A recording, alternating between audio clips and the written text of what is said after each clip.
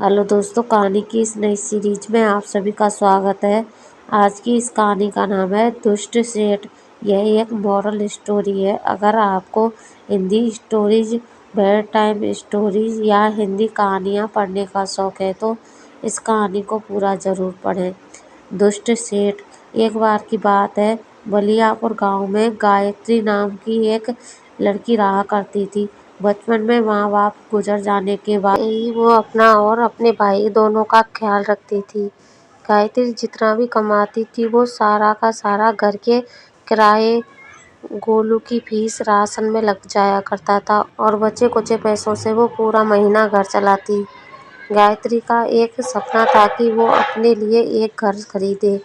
एक दिन सुबह गायत्री मकान मालिक धनीराम उनके घर पहुंचा। धनीराम, घर पर कोई है? गायत्री गायत्री गायत्री कमरे से बाहर आती है। धनीराम, अरे गायत्री, तू आ गई। बता, मेरा किराया कब देगी? तुम तो आओगे नहीं भी खुद से किराया देने, तो मैंने सोचा मैं ही आ जाऊं। गायत्री, इस बार तनख्वाह थोड़ी देर से आएगी इसलिए नहीं दे पाई। धनीराम, ये तो तुम्हारा रोज का है। कभी भाई बीमार है, कभी पगार नहीं आई, तुम्हारा तो हर बार का है।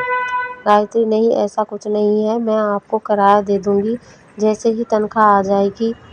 धनीराम, अरे छोड़ो, तुम्हारा जब मन होता है तब किराया देती हो, कभी टाइम से भी किराया दे दिया करो। गायत्री, ये सब मैं जानबूझकर नहीं करती, बस मजबूरी की वजह से करना पड़ता है। धनीराम, अरे यार, अरे तुम तो दुखी हो गई। अच्छा सुनो, मैं क्या कहता हूँ, तुम ऐसा करो, मुझसे शादी कर लो, फिर तुम्हें किराया भी नहीं देना पड़ेगा। ये सब सुनकर गोलू भागकर बगल वाली दादी को बुला लाता है। दादी भागते हुए गायत्री के घर आती है। दादी, क्या तेरा दिमाग तो ठीक है ना? इस उम्र में तू कैसी बातें कर रहा है? अरे शर्म कर, तेरी बेटी जैसी है। इसने बोल दिया ना, जैसे ही पैसे आएंगे वो दे देगी। अब तू जा, मुझे उससे कुछ काम है। धनीराम, अरे ऐसे कैसे दादी, मैंने कहा ना तू जा। अब तेरे पास कोई काम है कि नहीं जो तू यहाँ आ जाता है? जा यहाँ से। धनीराम, इस बार जा रहा हूँ, अगर अब से किराया टाइम पर नहीं आया तो घर से निकाल दूंगा, समझी? दादी, तू इस पागल की बातों को दिल से मत लगा। ये बुढ़ा तो पागल है। क्या तुझे देर नहीं हो रही है? तुझे भी तो काम पर जाना है। गायत्री, दादी, आज अगर आप नहीं होती तो पता नहीं मुझे क्या क्या सुनना पड़ता। अच्छा हुआ आप टाइम पर आ गई। ठीक है दादी, अब मैं चलती हूँ। इसके बाद गायत्री गोपाल की फैक्ट्री में पहुँच गई। गोपाल, आओ गायत्री, मैं तुम्हारा ही इंतज़ार कर रहा था। आज हमें शहर से बहुत बड़ा ऑर्डर मिला है। और हाँ गायत्री, कढ़ाई का काम तुम ही करोगी। अगर ये ऑर्डर पूरा हो गया तो मैं तुम सबको बोनस दूंगा। अब मन लगाकर काम करना। सब अपने अपने काम में लग गए। कई दिनों तक काम करने के बाद ऑर्डर पूरा हो गया। गायत्री, सुनो रेशमा, मैं घर जा रही हूँ, तुम्हारा काम हो गया हो तो तुम जब भी चलो। रेशमा, नहीं, अभी थोड़ा काम बाकी है, तुम जाओ, मैं मालती के साथ आ जाऊंगी। गायत्री, ठीक है। इसके बाद गायत्री घर चली गई। उसके जाते ही मालती बोलती है, मालती, ये गायत्री है ना, जब देखो अपने मन की करती है। पहले तो सुबह देर से आती है और शाम को जल्दी चली जाती है। रेशमा, छोड़ो ना, तू भी कुछ भी बोलती है। सुबह उसके घर में कुछ हो गया था और अभी उसका काम खत्म हो गया, वैसे भी जाने का समय हो चुका है। मालती, तू तो जब देखो उसकी तारीफ करती है। रेशमा, अरे छोड़ना, बहुत काम करना बाकी है, अभी जल्दी जल्दी अपना काम कर। अगले दिन सारा ऑर्डर पैक करके शहर भेज दिया जाता है। 2 दिन बाद सब अपना काम कर रहे थे, तभी शहर से उस कंपनी का मैनेजर वहां पहुंचता है। मैनेजर, गोपाल, कहाँ हो तुम? गोपाल, अरे आप यहाँ कैसे आना हुआ? मैनेजर, बस करो ये सब। तुम्हें मैंने कितना ज़रूरी ऑर्डर दिया था और तुमने क्या किया है? कम से कम ऑर्डर भेजने से पहले कपड़ों को देख तो लेते। गोपाल, अब क्या हुआ सर? मैनेजर, ये देखो, कहीं से कपड़े खींचे हैं, कहीं पर धागे उलझे हैं। मुझे तुमसे कोई बात नहीं करनी है, मुझे हमारे सारे पैसे चाहिए बस। गोपाल, ऐसा मत कहिए, हमें एक और मौका दे दीजिए। मैनेजर, कुछ नहीं सुनना है मुझे, मुझे बस मेरा पैसा चाहिए बस। गोपाल बहुत दुखी हो जाता है। वो अंदर जाकर पैसे लाता है और मैनेजर को उसके सारे पैसे दे देता है। मालती, देख लिया आपने, इसकी तारीफ करते नहीं थकते थे और उसने क्या किया, एक काम दिया था वो भी ढंग से नहीं किया। मैं तो कहती हूँ इसको यहाँ से निकाल दो। आज ही इसकी वजह से पहली बार आपको किसी से इतना सब कुछ सुनना पड़ा है। गायत्री, ये कैसी बात कर रही हो? तुम्हें क्या लगता है मैं ऐसे काम करके भेजूंगी? मैंने कभी भी ऐसा काम नहीं किया, समझी तुम? मालती, पहले तो काम खराब करती हो फिर झूठ बोलती हो। गायत्री, तुम ये सब क्यों बोल रही हो?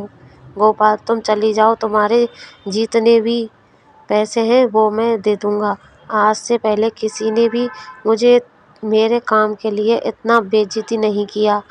आज मुझे पहली बार यह सब सुनना पड़ा। तुम चली जाओ बस। यह सब सुनने के बाद गायत्री दुखी मन से वहाँ से चली गई। गायत्री गांव के तालाब के पास जाकर बैठकर रोने लगी। शाम होते ही गायत्री अपने घर वापस लौट गई। दादी, क्या हुआ गायत्री? तुम इतनी दुखी क्यों हो? क्या हुआ बच्चे? गायत्री, दादी, जो ऑर्डर हमारी फैक्ट्री में आया था उसे किसी ने खराब कर दिया। सब कह रहे हैं कि वो सब मैंने किया। आप तो जानती हो ना दादी, मैं ऐसा गलत काम कभी नहीं कर सकती। दादी, हाँ मैं जानती हूँ, तू चिंता मत कर, सब ठीक हो जाएगा। गायत्री, आज अगर माँ और बाबा जिंदा होते तो मुझे ये सब नहीं सहना पड़ता। दादी, ऐसे मन उदास नहीं करते बेटा, कभी कभी समय बदलने में वक्त लगता है। जानती हो सबसे ज़्यादा ज़रूरी क्या है? ये समझना है कि एक दिन सब ठीक हो जाएगा, इसलिए आराम से घर जाओ, देखना तुम्हें जल्दी कोई काम मिल जाएगा। गायत्री, दादी, मुझे खुद की चिंता नहीं है, मुझे गोलू के लिए डर लग रहा है। बिना नौकरी के मैं उसकी देखभाल कैसे करूँगी? दादी, तुम चिंता मत करो बेटा, सब ठीक हो जाएगा। इस इसके बाद गायत्री घर चली गई।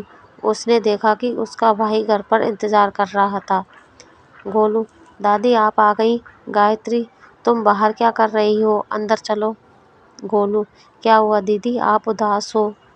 अरे नहीं बाबा, मैं बस थक गई हूँ, चलो तुम पढ़ाई करो, मैं रात का खाना बनाती हूँ। रात का खाना खाने के बाद गोलू सो गया, लेकिन गायत्री नहीं सो पाई। वो पूरी रात रोती रही और माँ को याद करते रोते रोते उसकी आंख लग गई। सपने में उसे रोशनी आती हुई दिखी। गायत्री, ये कैसी रोशनी है? माँ, मैं हूँ गायत्री।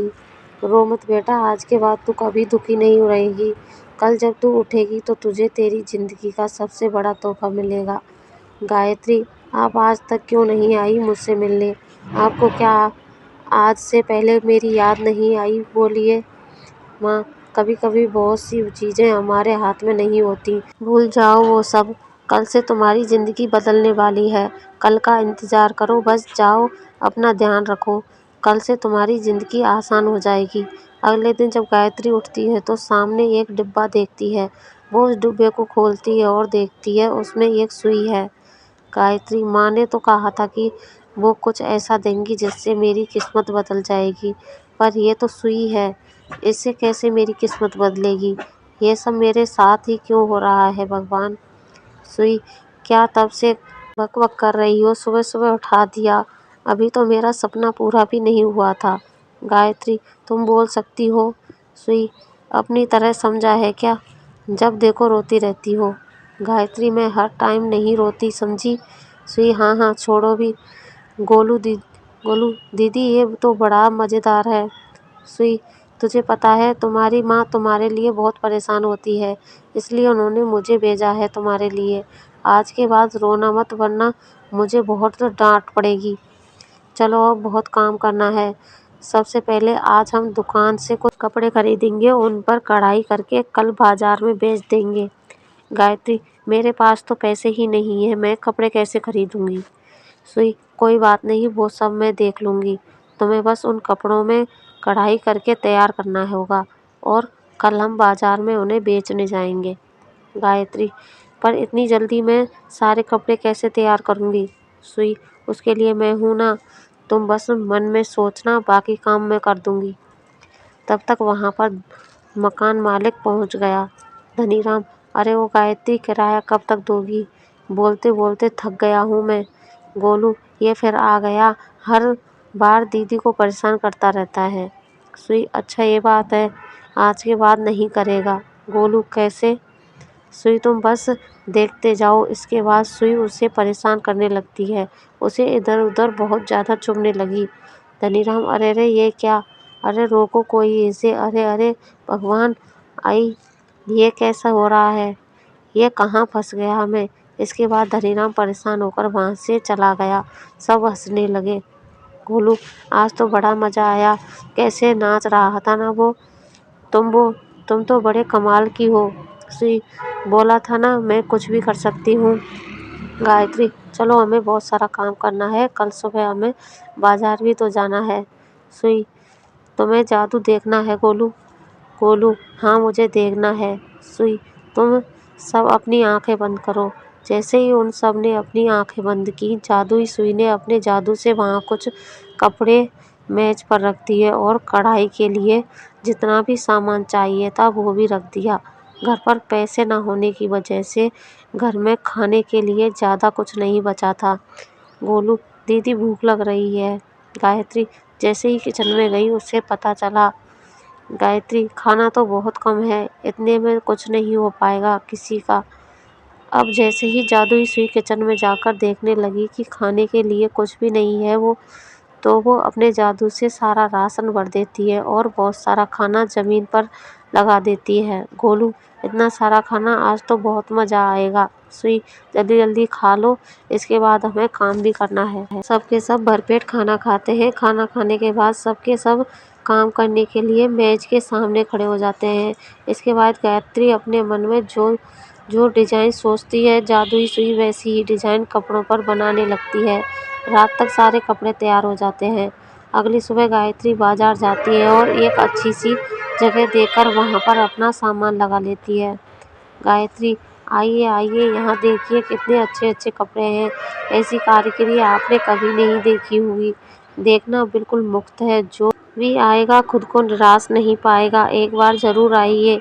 दो औरतें आपस में बातें करते हुए, पहली औरत, चले क्या, एक बार देखते हैं ना कैसे कपड़े हैं, देखने में क्या दिक्कत है, अब चलो ना। दोनों के दोनों गायत्री के सामने आ जाती हैं। गायत्री, आइए ना, ये देखिए। पहली औरत, अरे ये तो कितने सुंदर है, तू देखना। दूसरी औरत, अरे हाँ ये तो बहुत सुंदर है, ऐसा करो मुझे एक साड़ी दे दो। धीरे धीरे वहाँ के सारे कपड़े बिक गए। काम खत्म होने के बाद गायत्री अपने घर लौट गई। गोलू, कैसा गया आज का दिन? गायत्री, आज तो कमाल हो गया, इतने सारे लोग थे कि सामान कम पड़ गया। पता है उन्हें हमारा काम बहुत पसंद आया, वो बस मांगते ही जा रहे थे, हमें बस आगे भी ऐसे ही मेहनत करनी होगी। गायत्री दिन रात मेहनत करने लगी। कुछ महीने में गायत्री ने अपने लिए एक दुकान खरीद ली और उस दुकान से जितनी भी कमाई होती उससे गायत्री ने घर खरीद लिया। तीनों वहाँ खुशी से रहने लग गए। एक दिन गायत्री की दुकान पर एक औरत, आपका नाम गायत्री है क्या? मैं आपका काम देख सकती हूँ? गायत्री, हाँ जी बिल्कुल। गायत्री इस बार औरत को अपने कुछ काम के नमूने दिखाती है। औरत, ये सब तुमने कहाँ से सीखा? गायत्री, मैंने ये सब खुद से ही सीखा है। और वाह, तुमने तो बड़ी कम उम्र में ही पक्का काम सीख लिया है। गायत्री, हाँ जी। औरत, हमें 130 सेट चाहिए, क्या आप हमें एक हफ्ते में ये ऑर्डर पूरा करके दे सकती हैं? गायत्री, ठीक है। और हमारा बिजनेस बहुत टाइम से अच्छा नहीं चल रहा है, अगर आप हमारी मदद करेंगी तो हमें लगता है शायद हमारे बिजनेस को मदद मिल जाएगी। मैं एक हफ्ते बाद आती हूँ, आपके पास कल सारा मटेरियल पहुँच जाएगा। गायत्री, ठीक है। सभी ने मिलकर एक हफ्ते में ऑर्डर कंप्लीट कर दिया। और नमस्ते, ऑर्डर पूरा हो गया क्या? गायत्री, हाँ जी पूरा हो गया, बस हम आपका ही इंतज़ार कर रहे थे। और सारा सामान ठीक से पैक कर दिया ना? गायत्री, हाँ जी। औरत, ये लीजिए आपकी पेमेंट।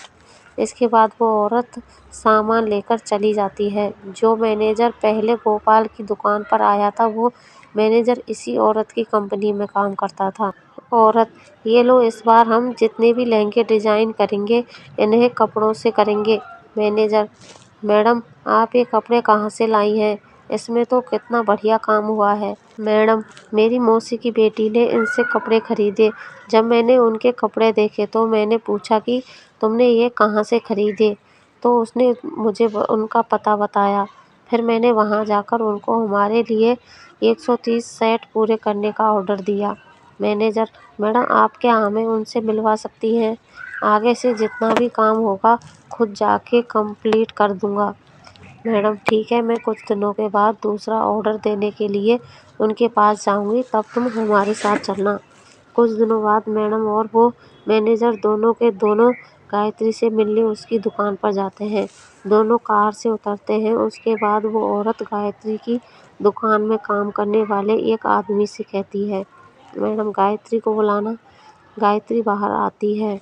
मैडम इनसे मिलिए, ये हैं गायत्री, वो ऑर्डर इन्होंने ही पूरा किया था। मैनेजर, तुमने ये ऑर्डर पूरा किया है? मैडम, तुम क्या इन्हें पहले जानते हो? मैनेजर, हाँ मैडम, उस दिन जो हमारी कंपनी का बहुत बड़ा लॉस हुआ था इन्हीं की वजह से हुआ था। इन्होंने कपड़े इतने बेकार भेजे कि उस दिन का पूरा इवेंट इनकी वजह से खराब हो गया था।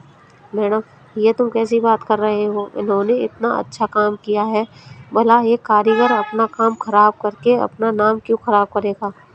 मैनेजर, वही मैं भी सोच रहा हूँ। तो उस दिन ये काम किसने किया? गायत्री, मैंने सारा काम सही किया था, लेकिन पता नहीं क्या हुआ कि जब आप उस पार्सल को लेकर गए सारे कपड़े खराब निकले। मैंने तो सारा खुद एक एक कपड़ा देखकर पैक किया था। उस वजह से मेरी नौकरी भी हाथ से चली गई। मैनेजर, मुझे माफ़ कर दो, हमें उस दिन इतना बड़ा लॉस हुआ कि गुस्से में मैंने तुम्हें बहुत भला बुरा कह दिया। उस दिन मैंने गोपाल को भी बहुत कुछ सुना दिया था।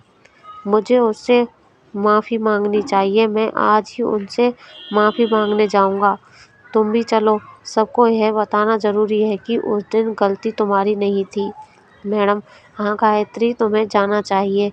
जिसने ये गलत काम किया है उसे ये सज़ा मिलनी चाहिए।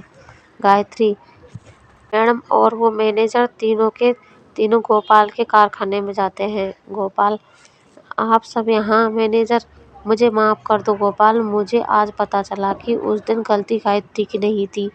किसी ने जानबूझकर वो कपड़े खराब किए थे, लेकिन वो कौन था वो सब मुझे नहीं पता, लेकिन तुम्हारे लोगों में से एक है। उस दिन आखिर में कौन गया था? मालती, गायत्री के जाने के बाद मैं और रेशमा ही बचे थे। उसके बाद आपने मुझे मार्केट भेज दिया था। उस दिन तो मुझे लगता है रेशमा ने ही ताला लगाया था। इससे ज़्यादा मुझे नहीं पता। गोपाल, अगली सुबह सबसे पहले कौन आया? कर्मचारी। रेशमा ने शाम को ताला लगाया था, इसलिए मैंने जल्दी आकर सुबह ताला खोल दिया। सारा सामान पैक था, इसलिए मैंने सामान को गाड़ी में रखकर सेट कर दिया।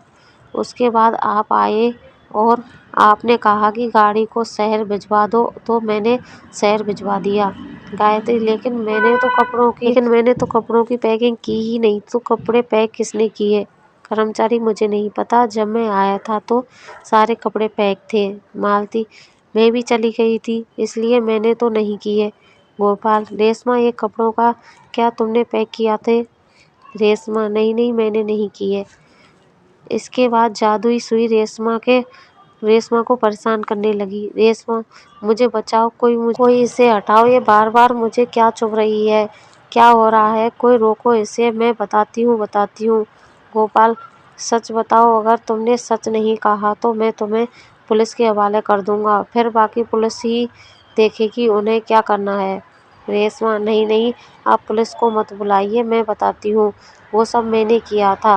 गोपाल, लेकिन तुमने वो सब क्यों किया? रेशमा, इस गायत्री की वजह से जब देखो तब इसकी तारीफ करते रहते हैं, यहाँ तक कि मेरी दादी भी। उनके लिए तो उनकी असली पोती ही है, मैं नहीं। जब देखो परेशान करके रखा हुआ था। इस सुई में धागा डालो तो वो और हम चाहें जितना मर्जी काम कर लें, कोई हमारी तरफ नहीं देखता। इसलिए मैंने उस दिन गायत्री और मालती के जाने के बाद इसके कपड़े खराब कर दिए और पैकिंग करके रख दिए। गायत्री, तुम्हें शर्म नहीं आई? रेशमा, तुम्हें पता है मेरे पास केवल एक यही नौकरी थी, जिससे मैं अपना घर चला रही थी। नौकरी जाने के बाद मैं और मेरा भाई सड़क पर आ गए थे। क्या करते हम, एक बार भी नहीं सोचा तुमने? तुम इतनी मतलबी कैसे हो गई? मैनेजर, मैं तो कहता हूँ इसे पुलिस के हवाले कर देते हैं, धोखाधड़ी के आरोप में। गायत्री, नहीं जाने दो इसे। अगर इसे जेल में भिजवा दिया तो दादी अकेली रह जाएगी। इस उम्र में इतनी परेशानी वो नहीं झेल पाई। उनके काफ़ी कर्ज हैं मुझ पर, उनके लिए इतना तो कर ही सकती हूँ। हाँ, और ये गंदी सोच अपने दिमाग से निकाल देना रेशमा। आज तो बच गई, अगर अगली बार नहीं बच तो जिंदगी भर खुद को कोसती रहूंगी। मैनेजर, मैं चलता हूँ गायत्री। और हाँ, आगे से हमारे सारे ऑर्डर को तुम ही संभालोगी। तुम्हारा काम हम सबको बहुत पसंद आया। हम चाहते हैं कि तुम हमारे साथ पार्टनर बनकर रहो और कपड़ों में कढ़ाई का काम तुम ही देखो। मुझे माफ़ कर दो गायत्री। काश अगर सब मैंने समय पर पता कर लिया होता तो तुम्हें इतना सब कुछ नहीं झेलना पड़ता। गायत्री, कोई बात नहीं। अगर उस दिन वो सब नहीं हुआ तो मैं आज ज़िंदगी में इतनी खुश नहीं होती। भगवान ने इन सब से मुझे एक मौका दिया ताकि मैं खुद के लिए कुछ अच्छा कर सकूं। इसके बाद सभी अपने घर लौट जाते हैं। गायत्री और भी मेहनत करती है और धीरे धीरे सभी अपना जीवन खुशी से बिताने लगते हैं। इस कहानी से आपने क्या सीखा, नीचे कमेंट में हमें ज़रूर बताइएगा। धन्यवाद।